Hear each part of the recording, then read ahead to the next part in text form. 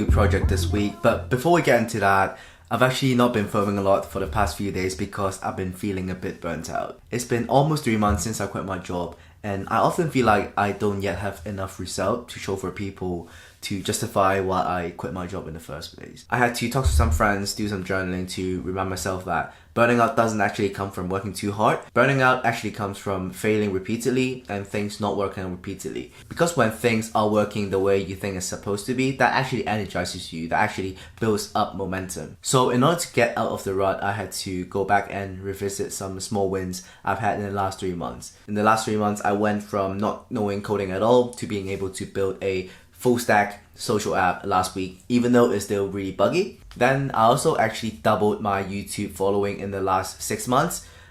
If you're not subbed yet, sub so we can triple that. I also met a lot of cool people just through quitting my job and deciding to do something that's more interesting. So yeah, long story short, I'm feeling a lot better. So let's actually start diving in and doing something cool tomorrow. I'm actually taking a train to go study in a cafe today, and if you've been enjoying all the travel content, then maybe you should check out today's sponsor, Trip.com. Trip.com is an app that makes planning your travel so much more fun and affordable. With Trip.com, you can get the cheapest tickets by splitting your train tickets without any booking fee. They actually partnered with me today to tell you about some special discounts they're doing right now, and there's a few reasons that you might want to use Trip.com. Firstly, no booking fees. I hate it when I'm already buying a ticket and on top of that I have to pay some extra booking fee. It just doesn't make sense. So Trip.com take away that hassle, and we love to see it. Secondly, multiple currencies are accepted and payments are secured using the latest industry highlight protocol standards. If you're like me who always travels around and hold many currencies, this just saves so much time and mental energy. Like, just take my money, you take care of it, I just want to have a good travel experience. Finally, you can save up to 95% on your train tickets by using Split Ticket. That is almost 100% discount. To save money on your travels, use the code SPECIAL34 to get 34% off on all your railcards. You can also use the code UK Extra 5 to get an extra 5% off on all your UK train tickets. I've included a link to download the app below, so definitely check it out. Again, thank you Trip.com for sponsoring this video.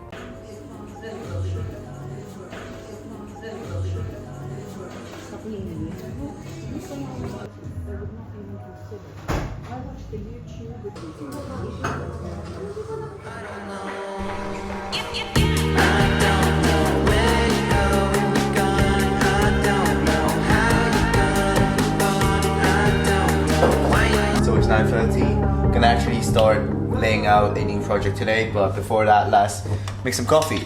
One of the most interesting about not having a job and now trying to work for myself is that you realize that yes, you don't work as much in terms of pure hour output, meaning that when I was in consulting, I was probably working on average like 9 to 9.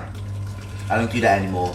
I woke up at 9 this morning. But what's interesting is that I usually do end up working until like 9 to 10, but I go to the gym for like an hour or two in the middle. I sometimes go out for lunch, meeting some friends. Even though pure hour output, I don't work as much, mentally it is so much more draining. And I think the reason being is that when I was working a day job, there was a lot of time, if you work a day job, you know this as well. If you're working a day job, there will be so much time in between different work that you just have nothing to do. There'll be like 10 minutes here, 5 minutes there, or like 20 minutes in between while you're waiting for your manager to give you some feedback, where you're just not working. Or there will be times when yes, you are working, but the things that you are doing is so simple and so mundane that you don't even have to think about it. But what I'm doing right now is so different in terms of that most of the time when I'm working, I am working, right? There's no 10 minutes waiting for someone else to give me input. I'm just working and I'm working. And also the type of work that I'm doing is a lot more mentally draining. I have to think through all the steps and what's the consequence if something goes wrong, right? I don't work as much in terms of pure hour output, but in terms of like mental energy, and I think how productive and how efficient I am, I do think I'm more efficient now compared to when I was working in consulting.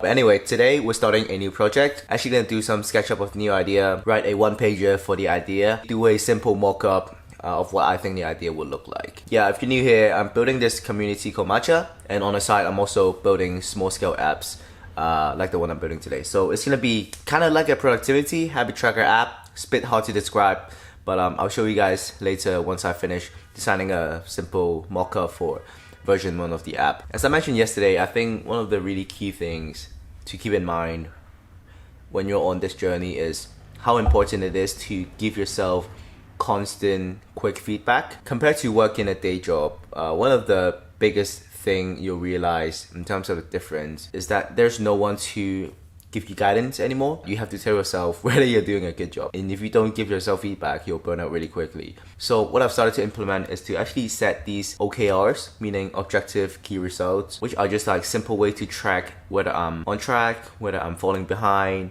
or whether something is just not working at all. And having these OKRs and weekly check-ins for myself really helped me to see, okay, this week, even though I feel like I've not done anything, I actually have done something. And that's really important because I feel like for the last 2 months, I haven't really been doing that. And that meant that I always kind of just like burn out because I feel like I'm not moving forward, even though I might be.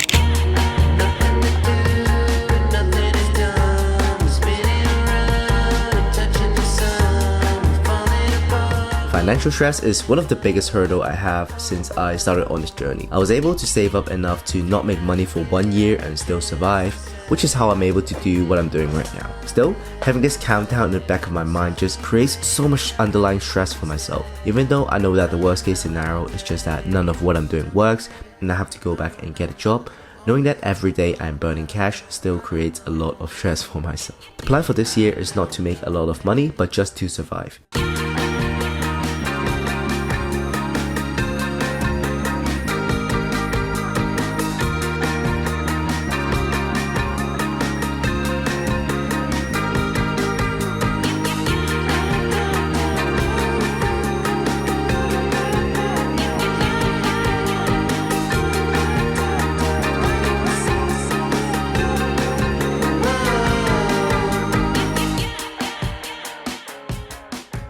Some of you that's new here might ask, so you don't work now, what do you do on a day-to-day basis? Basically, I'm taking like this bet that if I take a year out to just explore different startup ideas, I'll be able to find something that generates some kind of money. It doesn't have to be like life-changing money that makes me a millionaire, but some kind of money that allows me to survive for the year and then potentially for the next 2, 3 to 5 years, just to continue improving my craft, and eventually in like 5 to 10 years it'll be able to make me more money than if I stayed on the corporate route. Honestly, a lot of people was like, isn't that really risky? Why do you just quit your job like that?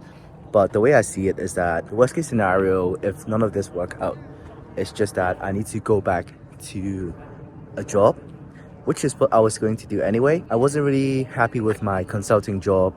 It wasn't really what I expected. I had really high hopes when I was in university or college, however you want to call it, when I was recruiting for consulting, trying to get into it. But once I got into it, especially after like a few months, I just realized that it wasn't really something that I expected it to be. If all the jobs are going to be similar, I might as well give this a try when I'm quite young. There's no like master game plan, but a general approach I'm trying to do is follow this ship fast, lean startup mentality, where basically I'm trying to not work on one startup for the whole year, but instead working on like multiple small projects and only sticking to those that have great feedback. So actually I've been working with this, like not really a startup accelerator, but this like program called Build Space, where they help you build out any ideas from 0 to 1. It's not just startups. There's also people that wants to make their first music album, people that's making robots, people that's trying to blow up on TikTok. But the idea is that in the beginning of the program, you'll have absolutely nothing, maybe not even an idea. And after the 6 weeks program, you'll have your first 100 users, your first 100 listener, 100 fans, whatever you want. The idea is that I'll sort of like go through that process multiple times and stick with whatever works the best. And the medium that I've chosen, it just happens to be startups and software, because I think that's a business model that's only here to stay. It's only going to get easier to build with AI and everything, and this is something that I'm really excited about. So yeah, that's what I'm doing. In terms of my day-to-day, mainly 3 things. First of all, learning how to code. Secondly, coding something. And thirdly, making content and documenting what I'm learning and what I'm coding. It's actually been working out quite well. My life is more structured than I thought it will be, which is a good thing. Also, as you can see, I still have time to like go to the gym in the afternoon when if I was still in consulting, I would still be working at this time. So yeah, that's also pretty good. Let's talk a bit about how I structure my day. I've always been quite an organized and structured person, and I love to have systems in place to stop me from going off the rails. How I structure my day to day depends on what I'm doing that week, which depends on what I do that month, which depends on what my goal is for that year. On a high level, I have two goals. Firstly, to launch 3 to 5 different lifestyle startups this year and make enough to survive by the end of this year. Secondly, to reach a certain amount of followers on YouTube and start monetizing my channel. Based on these high level goals, I've done different smaller checkpoint goals each month. Each week, I also do a short weekly review and preview to make sure I know what I need to focus on that week, and also to reflect on what went well versus what didn't. That makes what I need to do day to day quite clear. This week, I'm mainly focusing on building out version 1 of my app to get it to a point where I can start sharing with some friends around me to try it out. So one thing that you might be wondering, which I think is a very fair question, is why couldn't I just keep my day job and do what I'm doing right now? And if I want to break it down to you, there's mainly two reasons. There's a practical reason, and there's also a more personal reason. So first of all, the more practical reason. If you've been following me for a while, you know that I used to work in management consulting, and I'll say my average hour was about like 9 to 9. So at the time, I was already quite deep into YouTube. I was posting regularly, and that meant that every week I only have the weekend or maybe like 1 hour max after work every day to do YouTube. 1 hour is being generous here. When I decided that I want to try something different, that I want to start like a side hustle outside of work on top of YouTube, it really doesn't give me much time. So the choice I was facing was either to stop YouTube and do my side hustle, or I can reduce the time I spend on YouTube and spend that time on whatever side hustle I started instead. I didn't want to do either of those. I wanted to keep doing YouTube because this is what I enjoy doing, and I feel like I'm finally starting to get good at it. I don't want to quit now. But if I were to cut down the time spent on YouTube and spend it on building startups and learning how to code instead, that could still work, but the time horizon needed will be maybe double or triple. For example, something that might have taken me a week to learn full time might take me a month to do so just because I don't have that time. A startup project that I want to test out within like a month might take up to 2 or 3 months. I think even if I have done that, I would still be feeling really stuck. And that links to the second, more personal reason, which is I think I was experiencing a bit of a quarter life crisis. If you're not familiar with the term quarter life crisis, it literally just means midlife crisis, but instead of it happening in the middle of your life when you're like 50, it happens when you've only lived a quarter of your life, which is when you're like in your 20s. So I had a lot of high hopes for consulting. I was really looking forward to start, and after working there for a year, it just wasn't what I expected, and it doesn't align with how I see myself in the future. It doesn't align with who I think I am in the present. I'll say towards the 8th month mark or so, I was already a bit mentally checked out of the job, and I knew something had to change. Yes, I can force myself to stay in the job and try to make the most out of whatever time I have outside of it, but I know that I'll still just feel really stuck, really unmotivated, and what I needed was really a big change in life, right? I need a fresh start. And during the period before I quit my job, I also spent a lot of time thinking back to growing up. Growing up, I was always a very risk-averse kid. I was always the one that's following all the instructions, doing what my parents or teachers told me to do because I was always rewarded by it. As long as I finish my homework, as long as I get a good grade in tests, I get sent to a good high school, and after I get sent to a good high school, I ace on my exam, and then I get sent to a good university, and then continues, right? If I get into a good university, I work hard, I get a good job. It's only this year that I realized life doesn't really work that way. Especially after you've graduated, you started working. There's no linear path towards success because whatever success is different for each person. And I realized that to live a life that you want, you can't be trying to fit yourself into some external expectation or external mold that society tries to fit you in. Instead, what you have to do is just start internally and go outwards. What do you want your life to look like? Where do you want to be in 5 to 10 years? And the answer to that all lies in taking risks, doing something that most people won't be doing something simply because you want to do it instead of the society or people around you say you should be doing. So that's something I really wanted to work on this year, taking more risks, doing some things that I think could work, that instinctively I think makes sense to me, which is why I quit my job. I want to learn to embrace the uncertainty, embrace taking the risk, because I think what's on the other side after I take the risk, after I embrace the uncertainty, will be something worth it. So yeah, that's mainly the two sides of the coin of why I quit my job. Practical reason and some more personal reasons. I'm gonna keep documenting what I do day to day, hopefully weekly. I know I've skipped like 2 to 3 weeks, but that's mainly because of personal issue, and I was also on holiday for a few days. So you can expect to see me more often now. If you enjoy this, if you stayed this long, maybe consider subscribing so you can follow along the journey and help boost my stuff a bit more on the algorithm. I guess I'll see you soon, and take care. Bye bye.